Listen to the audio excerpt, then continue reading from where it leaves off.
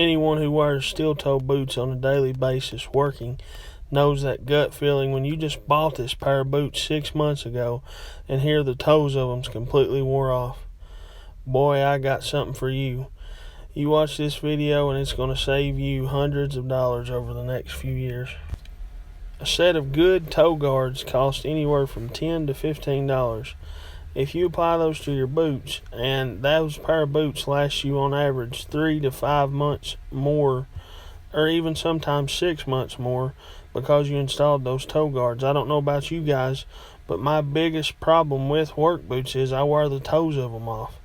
And even when I buy ones with rubber toes, usually the rubber toes are super thin, and I wear them through from crawling around, working, mechanicking, doing construction stuff.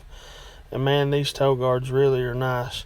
I hope you guys try these things out. I will link in the description a affiliate link to these toe guards. It'll be an Amazon link. I hope you all try them out. Hope you enjoy this video.